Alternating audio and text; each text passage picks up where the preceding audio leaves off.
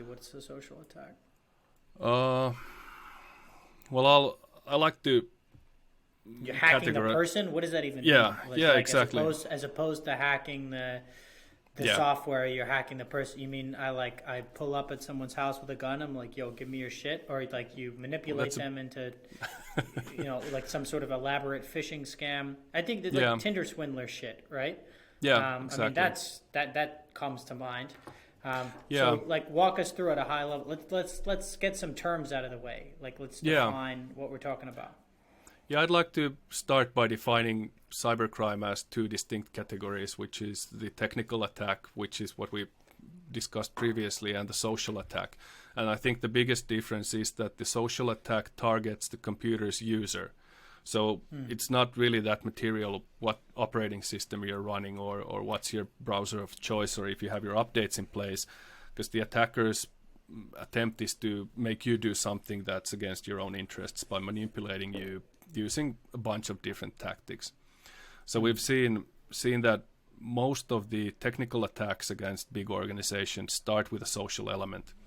So they send a phishing email, for example, which is an email that pretends to be a legitimate email from, let's say, Apple or Google or Microsoft, and it tells you that there's an issue with your account and you have to log in to check the issue out and solve it. So they give you a login link which actually goes to the attacker's server, and then you log in, which means that How do you know? Or you have to look at the URL? Well, that's one thing. The URL is a telltale sign, and you can look at the email sender if it's coming from a legitimate address. But I've gotten some of these. They look pretty good. The website that they bring you to looks exactly like Apple's website looks like. Yeah, because it's trivial to copy Apple's website. It's all the code is being delivered to your browser when you load the legitimate site. Then you just save it and host it somewhere else and put your own little pieces of code there. And these are actually sold on the darknet markets. You can just buy a phishing kit which contains ready-made pages that then you just host. And these criminals, they find servers with, let's say, security flaws or vulnerabilities, and they are able to hack into those, and then they place their phishing kits on those servers. But the URL is usually a telltale sign that you can see that this is actually going to a Brazilian shoe shop somewhere instead of Apple ID. So you have to be pretty vigilant with that. But with the digital domain, it's of course possible to almost 100% impersonate a login page. So this is one of the issues that we run into when we're trying to teach people how to avoid this kind of scams, because it kind of depends on the fact that you actually know how a computer works and what's a URL and what's it supposed to look like. So the learning curve to be able to spot these reliably and often is too high right now. So that's the problem, and that's why social attacks tend to work. And this is just social attacks is getting someone to willfully give up personal fucking information. Yeah, or money, or possibly act as a money mule, or invest in cryptocurrencies, or whatever. So there's a bunch of end goals that the attackers want, depending on who they are and what's their motivation for the attack. Because the FTC just came out with a report that the Americans, there's 46,000 Americans that reported falling victim to different kinds of scams, and they're mostly cryptocurrency scams right now, because that's the trendy thing, like new cryptos and get rich quick schemes and things like that. So I think the losses were hundreds of billions of dollars that people lost. The median loss was $2,600, which is a lot of money because that's the median. A lot of people lost way more. So scamming on the internet is starting to be a big problem, both for just regular citizens and also corporations and other organizations. It's I mean, you bring up the crypto thing.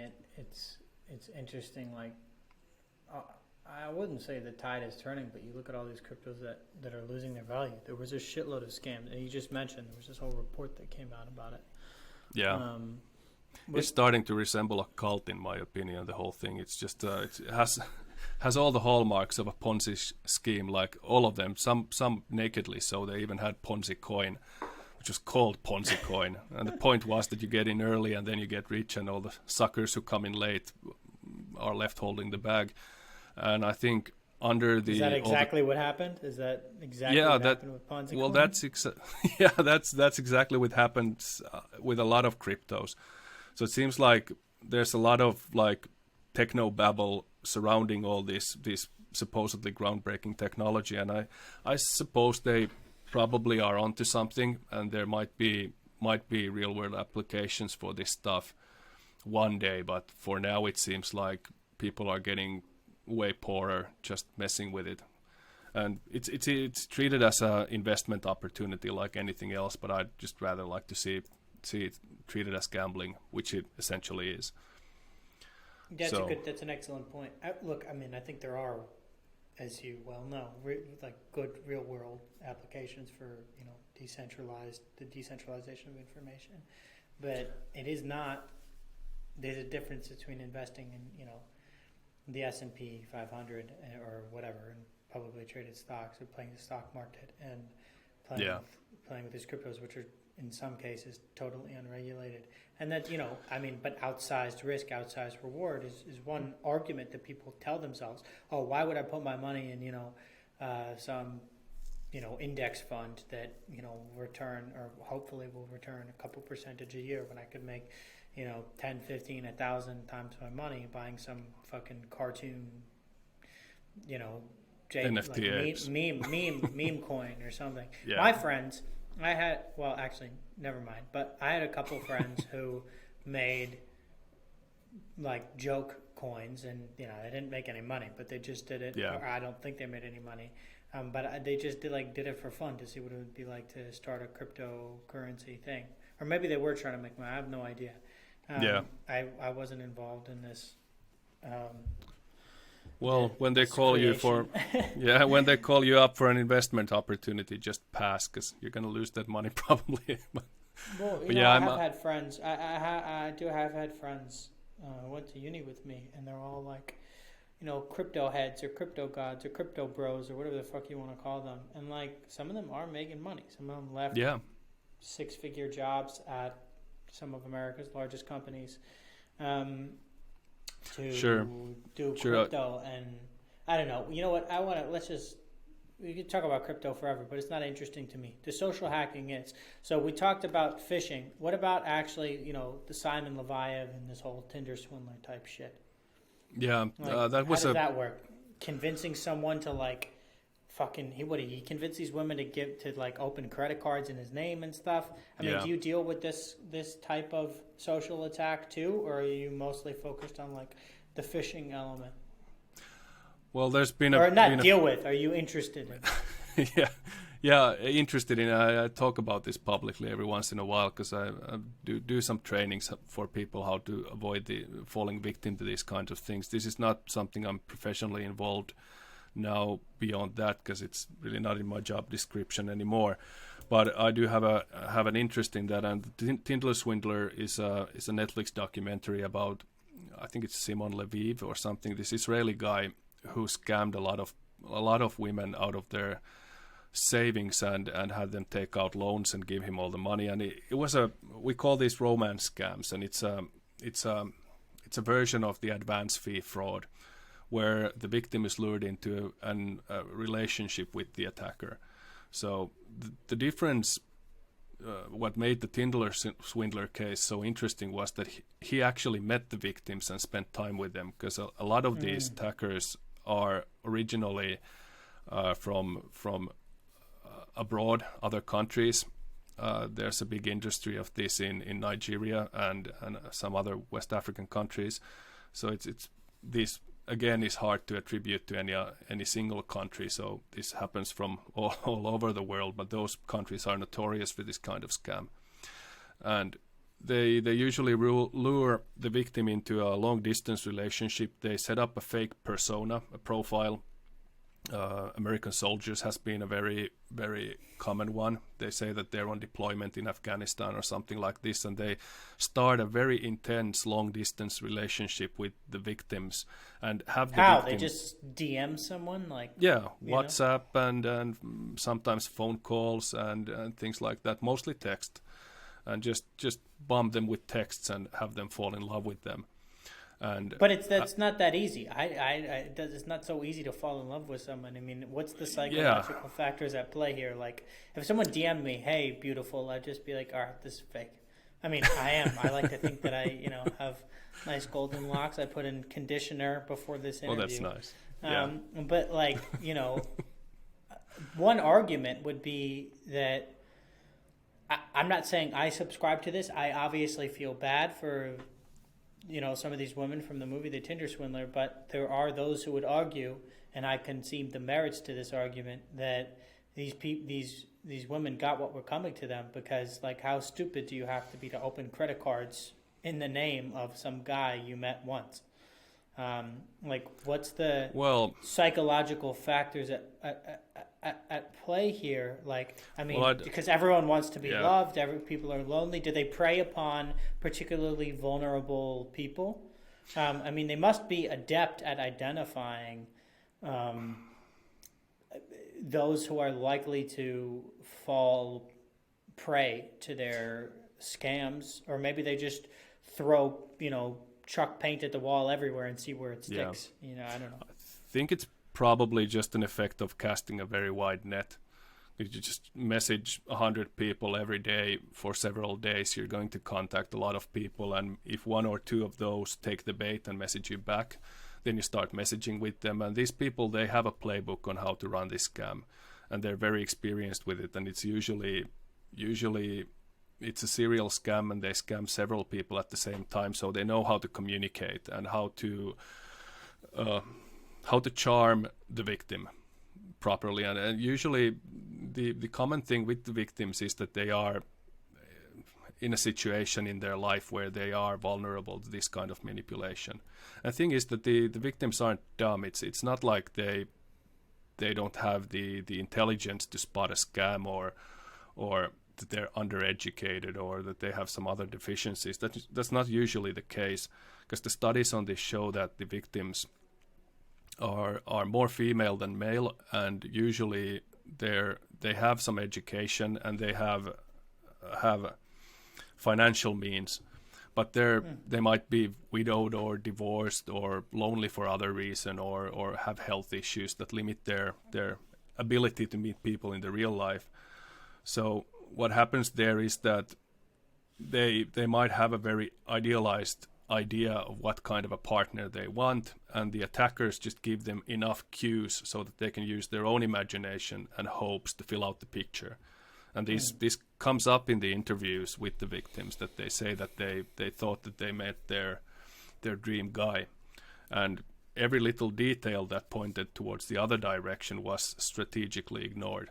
Because, you're not at your smartest when you've just fallen in love. How that happens. You don't really make the most rational choices or act in the most rational manner, which is good for the procreation of the human species, but not very good for avoiding acting against your own self-interest. It's like, when you sort of get into that state of mind that you build this fantasy of this perfect person who's just out of your reach, and there's just this one thing you have to do to get them to you, and they usually follow a pretty standard storyline. So they're usually the guys that they pretend to be are widowers with teenage children. So there's two big like, let's say, attractants to people who are a bit older. They meet somebody, let's say a man in his 50s who's never married. That's a bit of a red flag. But if they're a widow, that's the opposite. They're emotionally vulnerable. They've lost their wife and they're looking for love, but they've been, let's say, pre-approved by the female sex already. They've already had a big relationship, which means they didn't even mess it up and got divorced or anything like that. They're a widow, so that turns them into a victim and elicits a sympathy response from the actual victim of the scam. So there's a lot of psychological manipulation at play there. But what do they say? Like, I need money for the airline ticket to come and visit you? Or like, how did we go from Facebook relationship to, or whatever platform relationship to transfer of funds?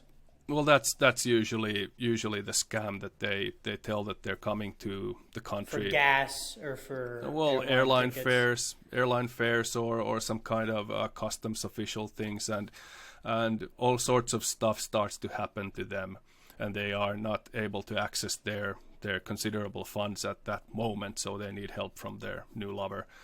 So it's usually the common scams are that something happens to their children, and they need money for medical expenses, or that they're trying to get some leave from the army base that they're working in, and they need to fly to the country of the victim's origin and meet them and start spending the rest of their lives together.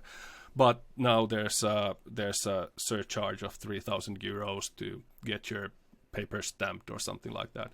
So they send copies of the paperwork, and they tell that I'm going to pay you back once I get to you and we can be together. And people usually, when they depart from their first money, they're more skeptical than when they ask for more. Because when you get to the habit of giving, it's really hard to stop, because it turns into this kind of a good money after the bad situation, like when gamblers can't quit. They just think the big win is just right around the corner, and would be dumb to stop now and sever ties. So when you're 100,000 in the hole, it's quite easy to just send 2,000 more, because you want to keep the fantasy alive that maybe they are who they say they are, and they're going to be with you in a minute or in a few days, and then you'll get all your money back. That's an excellent point. It's a sort of cognitive bias. It's like just a little bit more, just a little bit more. And once they've given all this money, I mean, I would imagine there's also an element of like, how are they going to explain to their friends and their family that they just, you know, if the guy requests you're 100,000 in the hole, and the person requests just 2,000 more, and then they can't come and visit you without the 2,000 more. It's like, how are you going to explain to all your friends and family that you shelled out 6 figures to a stranger on the internet? Yeah, exactly. It's like an embarrassment thing of like, oh, you know. Yeah. There's that, and some of these people have loved ones or family or friends who've actually told them that this is a scam, and this is a classic scam. So you're falling a victim to a scam, and well, the victim is in love and they refuse to see the facts, and they're interpreting everything, and the answer is just like, you don't know this guy, he's for real, I've been talking with him for 6 months and nobody would scam me like this. And then they take out a loan of 100,000. You don't know him like I know him. Right? Yeah, exactly. You know, well, we've all been there. So your bros tell you that girl's not good for you, and you're like, no, she's perfect, she's my angel. And then a year later, you're like, damn, bro, you were right. Like, right. You know, it was, you clouded judgment. Peaky Blinders or whoever, I don't know, probably from some great literary reference, but the way it trickled down to an uneducated fool like me would be through the Peaky Blinders, which I haven't even watched. I just saw a internet meme on one of those like movie quote pages. It's like, there's only one thing that could blind a man as smart as you, Tommy: love. And I think that's Penny says that to Tommy. It's true. Like, there's only one thing that makes a smart man dumb: love. Or a smart woman, in this case, dumb is or a bottle of whiskey. Because most of these victims were of Simon Leviav, were not most of them, they were all women. He preyed exclusively on I think a particular demographic. But you know what I don't understand is, I haven't like looked into this, but he continued even after this documentary came out. He continued, like, he's still doing it. Like, where is this money coming from? It's such a fucking mystery. I mean, I don't know. Yeah. Well, the thing is that, well, I'm not a psychiatric professional, but I think this is a pretty clear-cut case of a psychopath, and they can be quite convincing. No, but what about the victims, man? Like, there's a documentary made about this fucking guy. It's all lies, man. That's what the he explanation. Like... Yeah, well, that's what he says, and he says that I have powerful enemies that are out to get me, and they've been able to you know how it is with the fake news and everything, and this is just a smear job and things like that. So, and these women are vengeful, and you're my true love, and you know, they just sweet talk their way out of it. I hope, and I'm pretty sure that the Netflix documentary actually made his operations a lot harder than they were before, because he was a serial scammer, because he moved from victim to another and just paying for his lavish lifestyle with the funds that he managed to steal from the previous victim. Yeah. He was in contact with several women at all times, and he even had an accomplice, this bodyguard type whose name I'm spacing on, but who was obviously in on the scam and helping him fabricate this stuff. So I can understand that somebody who's operating in the real world like that and with psychopathic tendencies is able to, let's say, believably act like he's in love or in a relationship with you. So that's a even more dangerous situation, because he was flashing a lot of cash to begin with. So yeah, and he was flying private jets and dressing in really expensive clothes, and he had all these watches and cars and everything. Yeah. And he paid for all of that with the money that he scammed from the previous victim, just to get the next one lured up. So I don't know what's going on with him right now, but I know that he got convicted in Finland, of all the places, because he had a victim here also. Oh, really? Yeah. Convicted of what? So he can't go to Europe because of Schengen shit, right? Like, wouldn't he be extradited? I think he got convicted of fraud or aggravated fraud or something like that. But the Finnish justice system is such that it's very rare to go to prison. So you actually really have to have a heroic effort to end up behind bars here. So I think he was just probably given a sentence and then extradited from the country. You know, I think he was never in. Oh, he went to court in Finland. There was a trial. Yeah, he was in Finland, and he went to court here because he had a Finnish victim who actually filed a police report, and the police investigated and caught him, and he was convicted. I think that was at the end. Yeah, that he landed in Helsinki, or I don't remember the exact details. Me neither. It's been a while since I saw the documentary, but let's say the theme was pretty common to all of these scammers. So we've had these before the internet, of course, but scamming serially several people at once in an industrial scale, that's new. That's totally enabled by the internet. Because in policing, we used to talk about international crime, and international crime in my mind is like Latvian criminals coming to Finland to raid summer cottages and steal boat motors and things like that. But global crime is what internet brought us, and that means that transnational crime. And it's a borderless crime essentially, because the attackers are able to attack Finnish victims from an internet cafe in Lagos. So that wasn't possible 20 years ago, but it's possible now. Because doing that via letters is pretty hard, but doing that via WhatsApp and Facebook and all that stuff, that's just makes it, the barrier of entry is pretty low. Right. And there's millions and hundreds of millions of possible victims out there. Well, hopefully not the listeners of this podcast. Hopefully everyone comes away sufficiently educated after this. Yeah, I should hope so. Or somebody just sending right now a very frantic text message to their boyfriend. So yeah, that's one possibility. But the thing is about the victims, like any one of us could be a victim of any kind of crime, to be honest. So this, of course, requires vigilance and skepticism, and not everybody is born with that instinct in them. And when the attackers use the best methods that they have available, which they've honed over years of doing this over and over again, they can actually be really persuasive. Right. And the people who fall victim to this, I tried to see. I actually went into this question a while ago. I had this theory that they must be more agreeable than other people, that they agree to send money to somebody that they've never even met. But that actually turned out to be not true. They were more open, but not more kind. They were actually less kind than other people in a comparison group, which was a surprising finding. But the thing that they found, what these people usually had was some tendency for addiction behavior and gambling behavior. Right. And they had, and Monica Whitty, who wrote, who has done a lot of research on this subject, said that they seem to have this kind of a near-win motivation, that they come really near to meeting the person or getting their money back, and that motivates them, like a gambler getting 20 on a blackjack table and the house drawing 21. It's a loss, but it doesn't feel like a loss. It feels like a near win. But that just like that, Almost that seems there. to Just, almost there. Factually you weren't. You lost, and that's it. So, but this just going to the airport and getting all dolled up and just waiting to meet the victim. I mean the scammer, and then they never show up because of course they don't.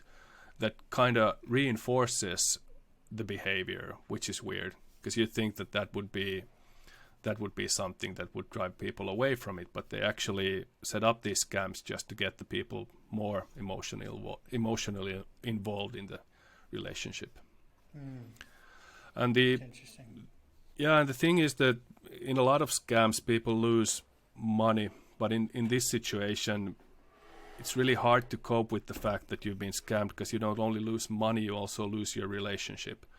So a lot of the victims said that the worst part of it was that they were actually in love with the imaginary person, and now they don't have that person anymore. So in essence, that person just died.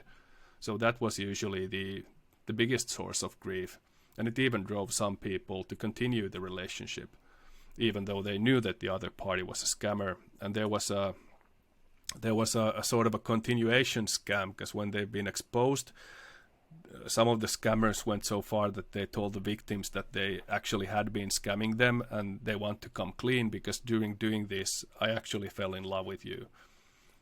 So they kind of take off the mask and still continue, and the victims are so hooked. Not necessarily. Sorry, say that again. Did you say they, after finding out that the person is a hacker, the hacker's like, oh, I fell in love with you, and then they actually continue with a real relationship, or it continues to be a supplicant?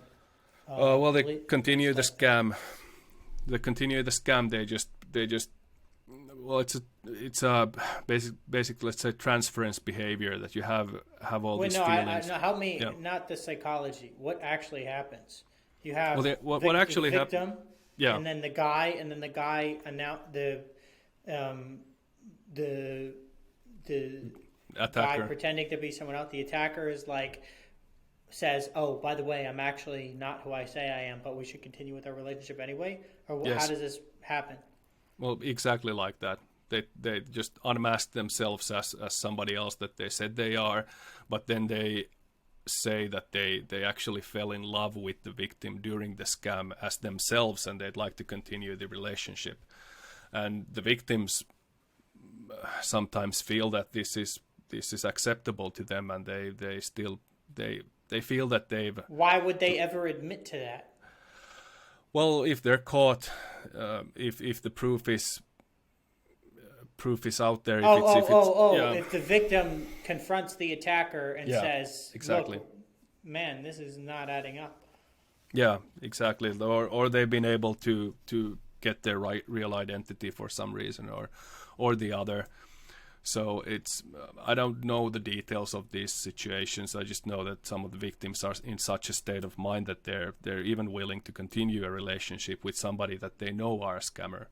So that was kind of surprising to me, because when you think about this in an objective way, you think that the scam is being exposed now, and that means that the victim is surely going to cut ties and get out of the situation. But it could be that the attacker is holding 200,000 euros of their money. So they might think to themselves that, okay, he says he's in love with me, maybe I can talk him into sending me my money back. Right. So there's this pretty convoluted and complicated psychological dance going on there.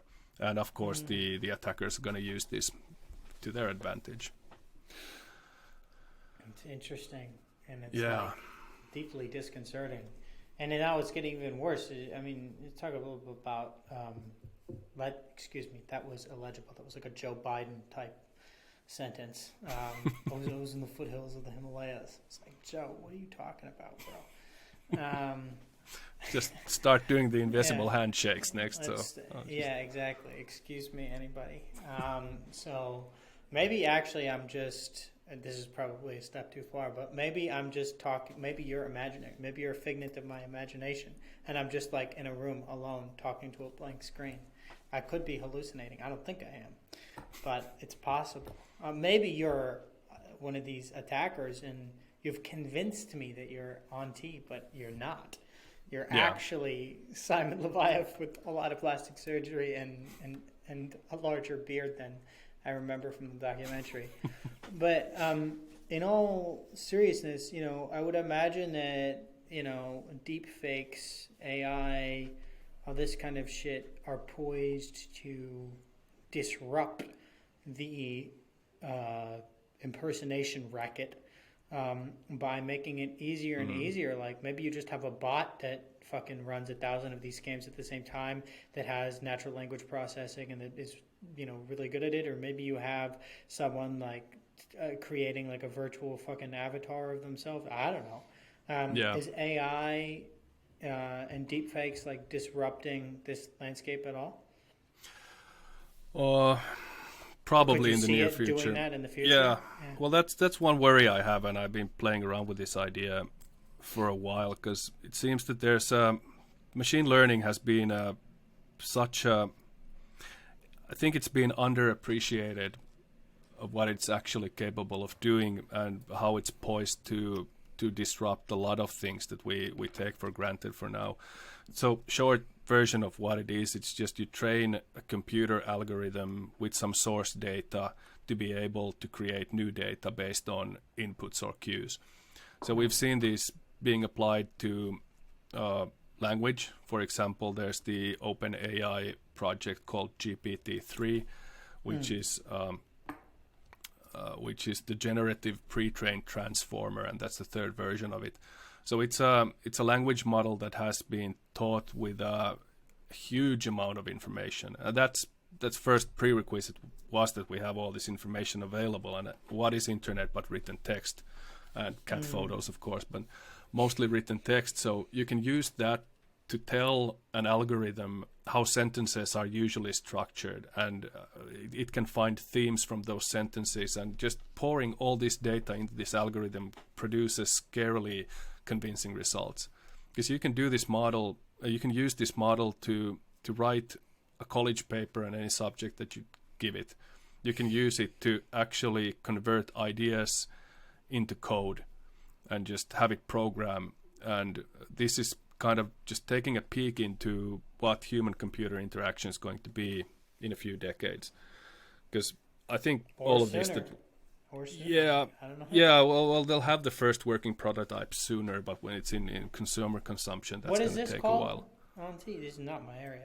What is this called?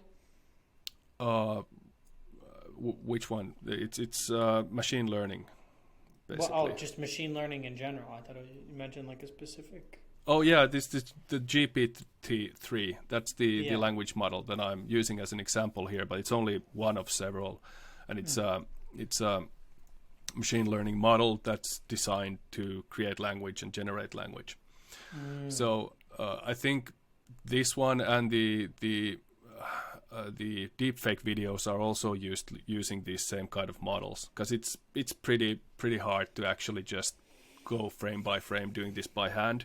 But you can train a computer model on what faces look like and how heads move, and just feed it thousands of hours of video, and it can start to pick out the signals in the random noise and understand, okay, this is a face.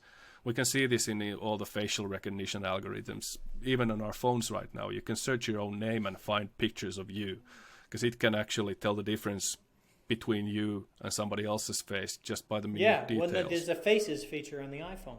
They identify you and all your friends. Yeah, exactly. It knows me and both my friends. So yeah, it's actually quite impressive, and that technology has been there for a while. But just being able to get this to the essence of what is in a picture is quite powerful, because we can train an AI.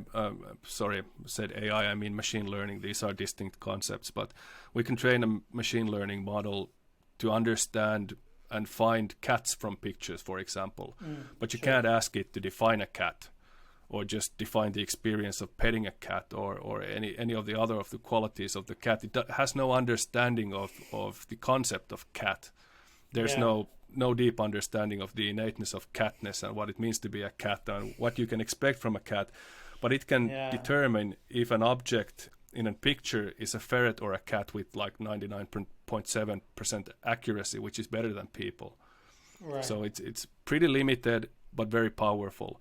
But when we apply it to written text, we can actually hold up a conversation with a GPT-3 model. So you can tell it, ask it something, and it can answer you. And the operator can guide it and set themes and things like this. Like you could actually, and you can write bots for Twitter that can have some kind of a conversation that makes about as much sense as anyone on Twitter makes, because it's just mimicking the regular responses to your questions, for example. It just goes through 100 million tweets, and then it draws a simulacrum of the average answer to your question, for example. Right. So combining this technology with real-time deepfake technology will at some point allow us to use this kind of stuff to build very convincing human avatars online and have those actually pass for real humans. And that's kind of scary to me, because that means that these social attacks, which are now limited to actual human operators, can be scaled up indefinitely. So you can have an Amazon Web Services server farm running 100,000 machine learning model bots, which all learn from each other while they're doing it, scamming hundreds of thousands of victims around the globe. That's kind of the future that worries me on the social attack sphere, because what really limits us now is that if you want to scam somebody, you can't really run a lot of those scams parallel, even though you're very good at it or experienced at it. But when you start having like 5 victims at the same time, it gets unwieldy for even one attacker. And that limits the scale and opportunity of the attackers. It means that they have to hire and train new people, and it's still limited. Of course, the individual damages are pretty high, but if you're able to scale these 10,000 times, you can take much smaller sums of money. You can just convince somebody to send you 100 euros or maybe be able to have them invest in your new crypto scheme or whatever. Or whatever it is, yeah. Yeah, whatever it is, or just give out your password and email address. And the automation of the social plane is highly worrisome. But of course, I see a lot of opportunity and promise in this technology too. But this one I think is a bit underappreciated at this moment. The risk is underappreciated. Yeah, the potential risk. What's the solution? How do you? I mean, you said you train people, like, don't be fucking stupid. Don't give out your password on the internet. I mean, that's one. I know it's not about being stupid. There's older people who don't know how to use the internet or vulnerable demographics, but like, it's not nearly as simple as I've reduced it to the one sentence. Don't be stupid. No. So how does it get more complicated? Well, not being stupid is a good guideline, but I think one of the things that people need to be vigilant of is that scams actually happen, and they need to educate themselves on them and understand how the mechanics work. And there are some common red flags to all scams, which is usually that you can spot the situation where somebody's trying to influence you. Like you get an email that actually makes your heart race. That should be the first red flag, that there's information that is making me emotional, which is priming me to be scammed. So that's one thing. The other one is there are technical solutions like multi-factor authentication, which is something that everybody should be using and almost nobody is. They're rolling it out in companies now, but protecting your personal accounts with this is also actually doable now. And it's the multi-factor authentication is that you have your username and you have your password, and then you have a third factor that authenticates you. It can be an SMS to your phone or a physical hardware token or whatever. There are other options to it, but that just means that if somebody gets a hold of your username and password, they will still need access to the third factor to be able to log into your account. And this stops pretty much most of the phishing attacks out there. It doesn't protect you from bad investment advice from Twitter bots, though. For that, you just need to know what how to act when you get presented with opportunities like that. Yeah. Like one thing is just being skeptical of all this techno babble and bullshit that's being fed to people. Like, there aren't a lot of crypto millionaires out there. There's a few for sure, but not a lot. But there is a lot of people who are like in crypto poverty right now after losing everything on that gamble. So those guys don't get interviewed on Crypto Daily or get their own blogs or by Twitter or whatever. But they are out there, and those human stories of losing everything to a scam are usually not stories that people are happy to tell about themselves. So they tend to be on the sidelines. You don't hear about that. So there's also a bias there. You only hear about the winners. It's like with anything. I mean, there's for every, I was talking with Andy Bell, and he's a professional poker player, on this podcast a couple of weeks ago. And we were talking about the 1849 phenomenon, which was that during, gold rush, like the people who make, during any gold rush, the people who make the money are the ones selling picks and shovels. Like, sure, a few guys are going to strike it rich and find some gold, but most of the people going, are going to end up, with their dick in their hand and not a block of gold, not much else. And so, who's to profit from all of this? The one, readily fucking selling shovels to all of these willing buyers. Yeah, exactly. So it's like same thing with crypto. The cryptfluencers, or whatever the fuck you want to call them. Like the crypto influencer is the little finfluencers, I think they were called. I read actually recently that there's like some new legislation preventing people who haven't done like, proper licensing exams from offering financial advice to people on the internet. And I was conflicted about that, because on the one hand, like, there are a lot of scams, but on the other hand, like, teaching teenagers basic like accounting, it shouldn't be a crime. I don't know. I talk about that because I haven't read into the details of that particular legislation in Australia. But like, I agree with what you're saying. Or I can understand what you're saying. Is like there are a few crypto millionaires, but like exercise discerning judgment. Be discerning. Maybe is the advice. Yeah, and be mindful of the fact that if you throw money at a crypto, that should be money that you can afford to lose. Because there was just a total implosion of one of the so-called stable coins a while back, and maybe a couple of weeks ago, called Terra, and its sister coin Luna.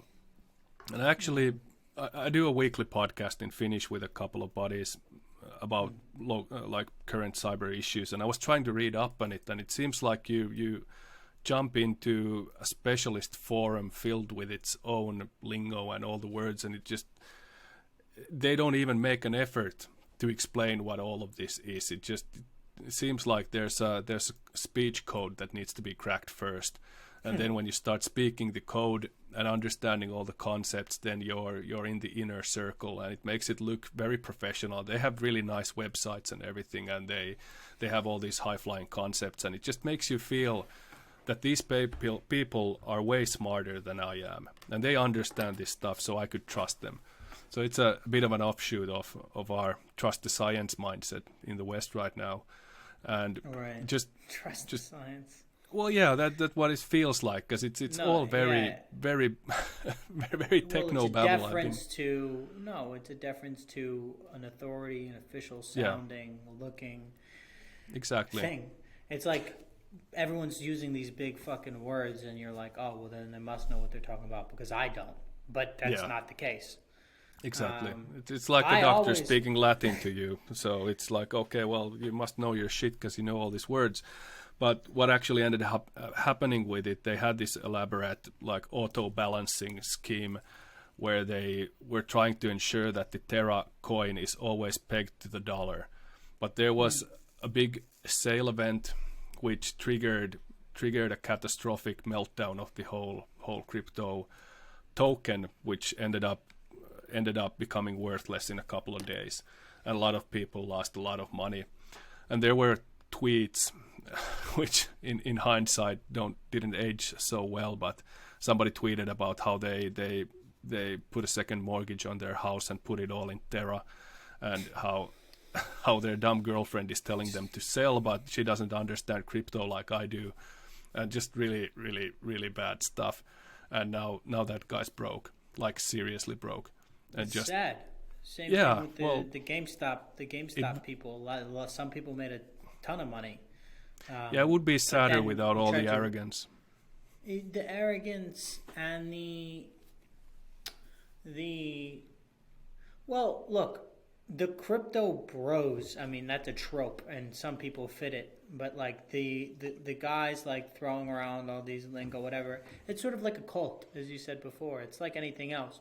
Can I be a part? Everyone wants to be a part of something bigger than themselves. And here you have this large online, completely decentralized community of, you know, I don't mean to read into this too much, but maybe like disaffected males, you know, I don't want to go as far as incels, but like you have, I'm sure they feature prominently in the crypto game though, just a prediction. Yeah, hard to say.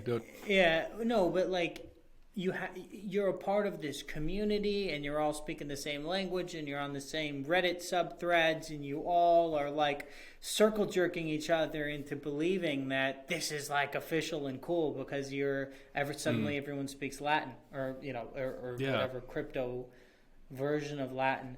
But it is, it is sad, like when someone loses their mortgage, like that's gut wrenching. Well, I think the thing is that you're in on the secret that the normies aren't. I think that's a pretty big deal. That is precisely it. Thank you for saying that. Like, but because it applies to so many different aspects of life. People who start using drugs, people who, like at parties and stuff. I saw this so many times.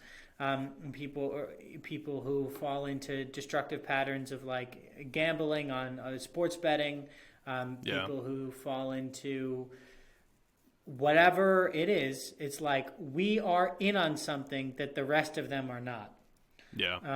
The rest of those normies, the rest of those the sheep.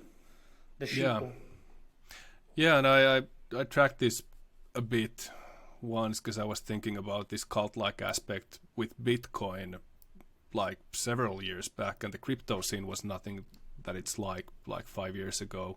So it was basically just Bitcoin that was out there, but the people were like, they were fanatical about it, and they were really, really into it in a way that a healthy person shouldn't be into money in any form. But right. it turns out that it's at that time it was more of a subculture, and they had their millionaires there for sure. But there's one like glaring mistake that people usually make is that they get sad that they didn't get in on Bitcoin early, because they have the false idea that if they bought 1,000 Bitcoin when they were worth $1, they would have kept them until now when it's worth 25,000. It used to be worth 40,000 just a month ago, but that's a different discussion. But it's not like they wouldn't have sold all of them when they were worth, let's say, 20 euros a piece.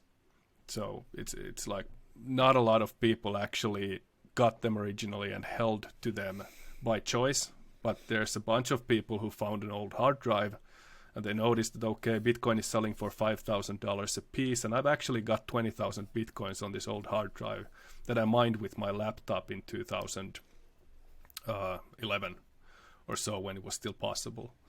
So those gamblers or lucky people, however you want to call them, those examples are being used currently because a lot of a lot of these initial coin offerings make the same promise that this coin, this crypto coin, this exact crypto coin will be worth more than Bitcoin in a couple of years. And now you have the chance to get in early.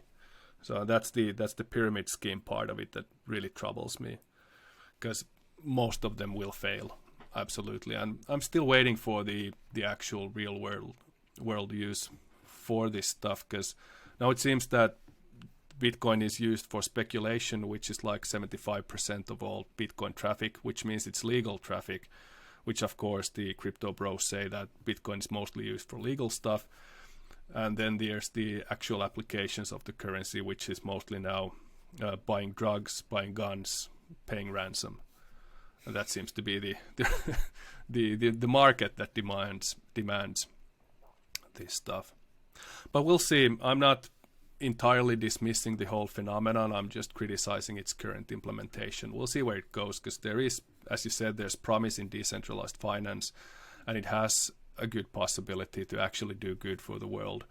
And these might be just growing pains. And I don't want to seem like I'm saying that it's never going to amount to anything, but its current iteration is clearly has a lot of problems that should be addressed.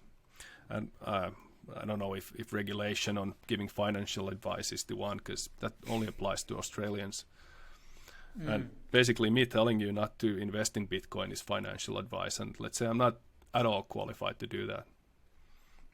I don't think anyone, if it were simple as invest or don't invest, it wouldn't be an issue. But it's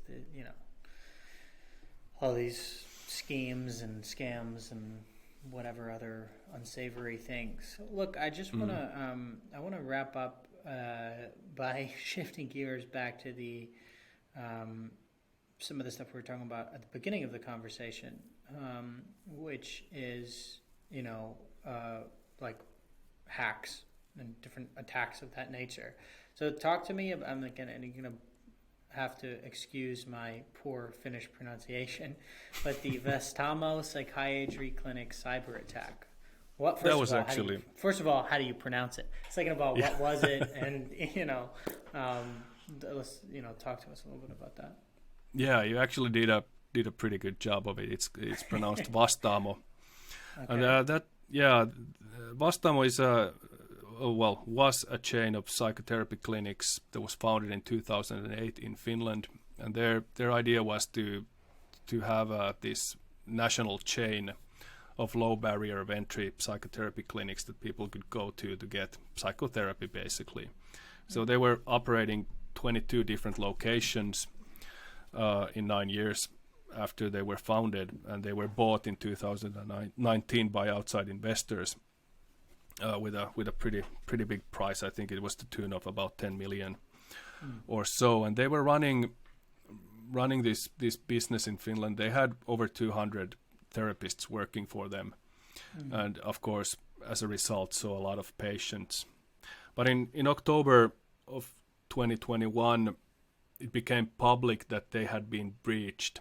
And they had been storing all of their patient records, including therapists' notes, like written notes that they make of every appointment, as required by law, because your therapist might change, but the notes will follow you so that you can continue the work with the new therapist. But they were breached, and an attacker started publicly extorting them for money. And they said that they had in their possession the therapeutic patient records of over 30,000 Finnish people, which turned out to be true later on. So, Jesus. Yeah. Like so the private psychiatric records of people? Yes, exactly. Everything they told their therapist was written down in those notes. Well, and the attackers had those. But what are you going to do with? I mean, I guess if someone says that, they broke the law, and it's obviously embarrassing and deeply personal and should never be shared with anyone, and there's, not attorney-client privilege, whatever, confidential, privileged information. But what's the threat? Like, we're going to send this to your boss that you were talking shit about? Well, the threat was of making it all public. Like, we're just going to put this all on the internet for everyone to download. So Right. that was the threat. And when a lot of people go to a therapist and they have issues, they of course talk about their most deeply held secrets to them just to work through those issues. Yeah. It's not like you go there and just don't tell anything to them, and they make notes of all of it. So basically the attacker was extorting Vastaamo To just put it up all on the internet and Yeah, a exactly. publicly accessible thing. Yeah, That's fucked up. yeah, You should get Extremely. a hobby. Like, stop. Like, what? It's like, that's bad. That's pretty bad. yeah. Sounds- It's a extremely depraved form of crime to get, let's say, extort the mentally ill with their secrets. I think that's why it probably sent. Yes. Yeah, that's probably why it sent such a shockwave through Finland, because we're a country of about 5.5 million people. So if you take 30,000 random Finns, everybody knows somebody. At least they know somebody who knows somebody who went there and whose secrets are now being used as extortion material by a criminal. Well, so what happened? What's the next chapter? Sorry. I should shut up. No, that's fine. So for full disclosure, at that time I was working for Nixu, which is a Finnish cybersecurity company. I was the head of digital forensics and incident response there. So our job was to assess and respond and report and help with breaches and different kinds of cyber attacks. And Vastaamo reached out to us and asked us for help. And what we did was I was running that investigation. I was the head of the technical part of it. So I called up my old contacts at the police and the National Cybersecurity Center, and we started collaborating with them. And this is all now public knowledge, so I can talk about this. And Vastaamo came out and mentioned us as their partner. So we did a technical investigation of the server that was breached. It was their ERP. I'm spacing on what's that short for, but they had the patient registry on a single server that was found out to be inadequately protected. Basically, it had a database access port open to the internet with no authentication, which meant that anybody could just stroll in and download the records. So that's what the technical investigation found out. The criminal investigation was a separate issue, and since I wasn't working with the police, I'm not privy on the details to that, and they are quite tight-lipped about it. But there was a lot of stuff happening in the public because the attacker was communicating in the public. So they started first releasing 100 patient records every day just to put pressure on Vastaamo to pay them. But they didn't budge. How much did they want? I think it was something like €500,000. Why don't you just pay him? That's not that much. Well, yeah, that's a good question. That's like, a really good. Why didn't one of the many wealthy investors or wealthy people in Finland just pay the guy and let him fuck right off? Well, then it comes down to the same question that a lot of ransomware victims are going to ask themselves: that should we pay? And I think. Oh, we don't negotiate with terrorists. Yeah. There's the old Bush attitude. I think we're not going to negotiate with an attacker like this because there's no guarantee that they will be good to their promise. So they get $500,000 from you, and then they ask for $500,000 more, or $2 million, or whatever. So the safest bet there is just not to negotiate with them and just go to the police. There's always the possibility that they would have paid and gotten the attacker to shut up, but that wouldn't really have absolved them of the issue because the data was already out there and the attacker made it public. They posted about it on a bunch of Finnish forums and just contacted press and everything. So it had all the hallmarks of an amateur attack, because if you have this kind of a situation, it's not probably in your best interest to have the press involved, because that's going to put a lot of pressure on the victim also. I'm not giving tips here for criminals, just trying to paint a picture of how these operations usually are run. Yeah, just make notes so you can stop the journalism game and just start extorting. Keep it in mind. But they were unsuccessful eventually in that, and Vastaamo didn't pay, and I think that's the only long-term solution to this kind of criminality is to never pay, even though it might be a good short-term solution, but then again, you're dealing with somebody that you ultimately can't even begin to trust. So that's not usually a viable But option. you said before that the ransomware companies built up their reputation on being men of their Yes. word. That's true, but then you are dealing with a professional group, and this didn't seem like that at all. They didn't use this any seemed of the... like, yeah, Yeah. right. And then This seemed what, do you like think they were Finnish? Where do you think they were from? Or you were not at liberty to speculate? I can speculate for sure. I think, in my opinion, that they showed a lot of understanding of Finnish culture and Finnish internet culture, and they were able to pick out Finnish members of parliament from the data and release those as proof that they have data on patients from all walks of life. And yeah, they clearly had a it's an understanding that would be very difficult to acquire if you're not Finnish. Isn't there a collective responsibility of, like, say you release private data on MPs, right? Yeah. Shouldn't Finnish newspapers refuse to print that? Like, and yeah, I mean, they didn't. They didn't print that, but they put that data on, for example, Ylilauta, which is a sort of a 4chan-like board, image board, same format, different content. But anyway, they posted it there originally, and I'm pretty sure that nobody outside of Finland knows what Ylilauta is, but everybody in Finland knows what it is, at least those who are familiar. But shouldn't normal civil, like, I mean, I don't know, I think of Finnish people as like everyone's nice, maybe. I mean, you know, it's a nice, everyone's slapping each other on the back. It's Scandinavian. Confusing us with the Canadians. No, like, I mean, but I don't know if I would think that some people would be like, oh, I'm not going to go look at that. But right, once it's out there, it's out there. And even if and it spreads like wildfire. And then I'm sure there's people saying, you know, making fake copies of the notes and saying, here are the notes and blah, blah, blah. Even if you scrub it off the internet, like, you can never get it really off. You can never. So I understand why it's an issue. I didn't mean to, sorry. I need to be quiet. So what happened next? So what happened after this? No, I appreciate the input and questions because you're helping me go through the story. But the data on the internet is like mixing ink with water. You can never get it all out. It's not just possible. It's so trivial to copy, and the amount of data wasn't that big.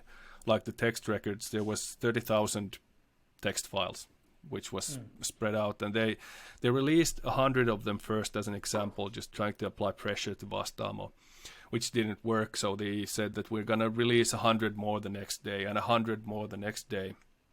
And I think on the fourth day, the attackers made a mistake, and instead of packaging 100 patient files and putting that online for people to download and stare at, they actually accidentally packaged their home folder from the attacker's server, which meant that they released a bunch of data that they were not supposed to release, including all the patient files. And a bunch of people were able to download a copy of that file and go through its contents, and somebody got a hold of all the patient records, and in a extremely psychopathic move created a search engine that you can actually go to that's on the Tor network and search those patient records. So it's not just downloadable text files. It's a fucking web page that you can use to view them. So that's what ended up happening. Per person, you can search up people's names. Yeah, or engine whatever. Designed specifically for this purpose. Yeah, exactly. That's fucked up. That's like beyond fucked up. What the fuck? Yeah, well, that's the internet for you. So I don't know. I don't know what's the motivation behind that. Some kind of hatred for humanity, I guess. But after that, they cut all contact with Vastaamo and stopped trying to extort them. But the next move that they did was that they contacted each patient individually via email and tried to extort money from the patients directly. So they were asking for 200 euros to remove your data from this data set. So that was the sort of the other avenue of attack. That didn't really work because the security community in Finland started contacting all the victims and people and trying to get them first not to pay, and if they paid, just tell us and give us the Bitcoin wallet so that we could do some threat intelligence on it and see. And this turned out to be by the numbers, the biggest criminal case in Finland. 27,000 criminal complaints were filed to the Helsinki Police Department on this issue. And actually, I'm not sure if it was the Helsinki PD or what, but the police received 27,000 complaints. And I think the total net gain for the attacker was a few thousand euros. So amazingly small amount of money made with this really, really big attack against, well, not even a company and not even a patient, but even just it was an attack against trust towards digital systems, I think, in general. And we're still, every cybersecurity lecture or presentation starts with an example of Vastaamo and saying that how we are avoiding this. So at least it brought a lot of attention to the healthcare systems and their cybersecurity and how to protect them. Because in this situation, it was just, I don't know the details. I didn't do the criminal investigation or even the civil litigation. I just did the technical part. I didn't even do that personally. My team did that, but I was the head of investigation. So I know exactly what happened on the server, but I don't know what the people were thinking. I haven't interviewed anyone or would even like to. So that's somebody else's job. So I won't speculate on motives or who's guilty or who did what.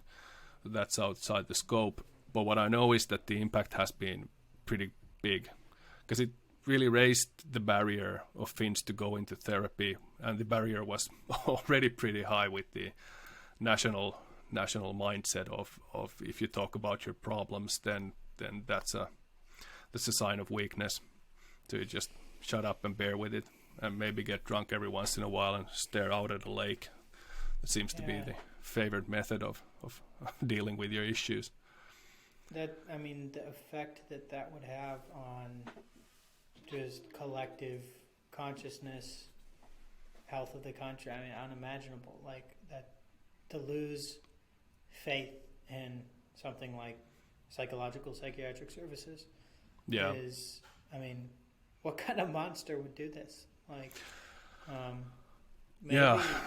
it goes to show something, which is that people should think about the second and third and fourth order effects of what they do. But like maybe this guy was just an opportunist, or girl or whoever, a group, or just an opportunist who was like, I want to make some money. They didn't think about, we're gonna fuck up the whole country's national psyche by making it so that people aren't comfortable going to seek therapy and counseling. But thinking about the second and third order effects of things is, I don't know, maybe we'd all benefit from doing that.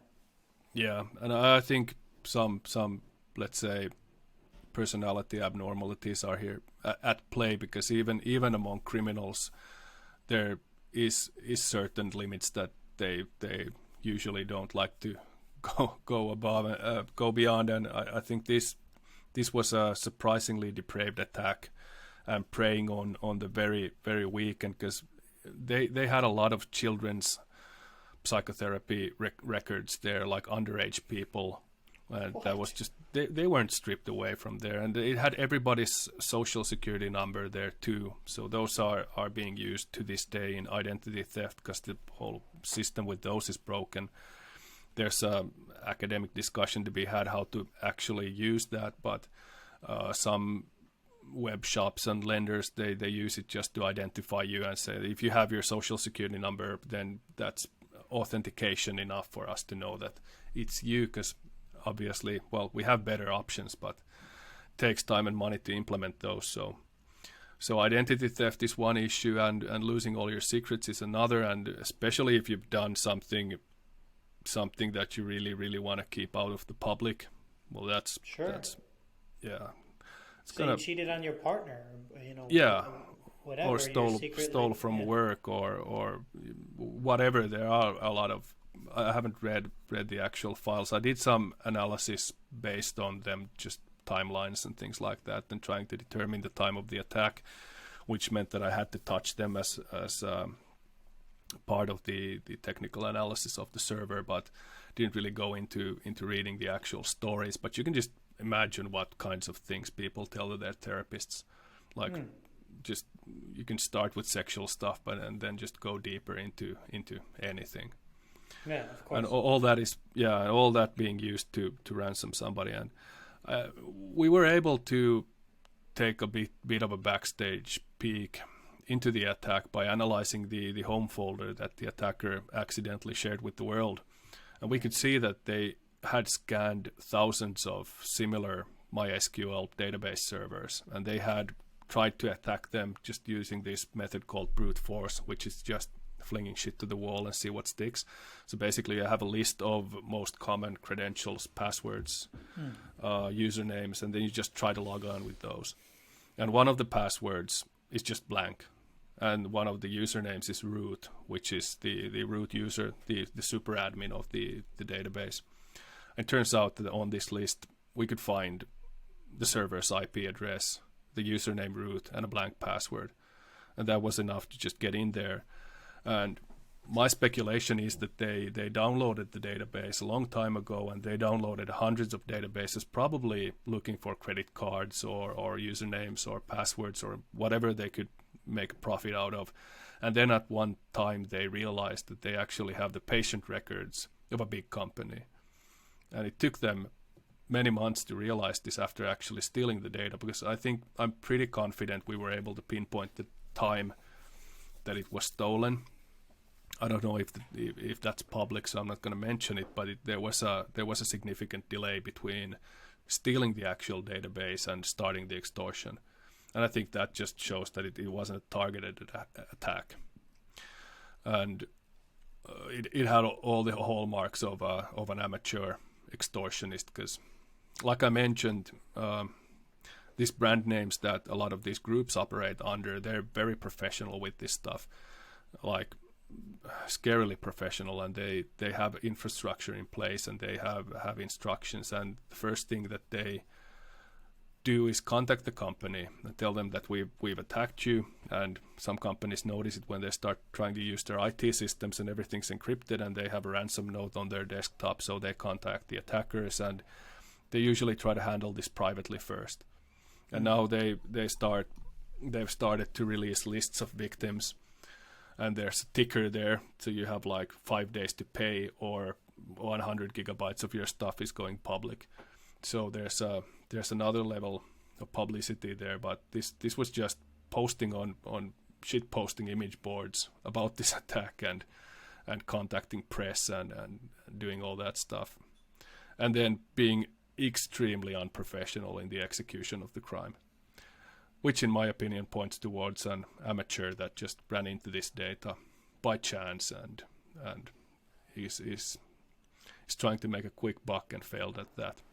But this is all speculation. I haven't done the actual criminal investigation and won't do it. It's the National Bureau of Investigations that's doing it in Finland.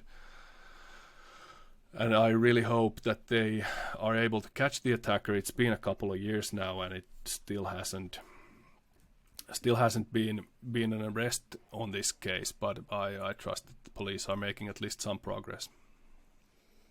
I would hope that they are, given the nature of the crime more than anything. Yeah. I mean, I'm moved by this, and I don't have a dog in the fight other than common decency and humanity. Like. Yeah. Anyway, sorry, go ahead. Yeah. I was just saying that this was emotionally quite taxing also, because just thinking about especially the children, that really got to me. Like I feel for the adults that are in distress and are looking for help and get their trust betrayed in this way, and such a deprived act of crime, but just the underage kids, and knowing that their peers in school are able to access this data and bully them over it, and that just kind of broke me one day when I was working with this for a while. But then I gathered myself and continued the investigation. So that's what we do. We try to just shed light into the events and try to find what we can, and hopefully make the world a bit better than it was than before we started. And I think just circling back to the motivation part, and those are actually the moments that I feel in my current profession as a cybersecurity professional is like when you can actually help a company or people, because companies are just groups of people, to identify a problem and then fix it, and then they're grateful of it, and they can just go back to things as they were before the attack. That's Right. really motivating in itself, because I don't work on a commission, so I just get a salary. So, but that's the motivation, and the puzzles, and of course the thrill of the detective work, just finding out something and just getting to the bottom of things. But we're still not at the bottom of this attack, because we still don't have a name for the attacker. At least it's not publicly known. It might be known to the police. I don't know. I have no idea. But I sure as hell hope it is. I hope so too. From Sydney, I hope so. Well, I'm sure you'll read about it in the local news if they catch him.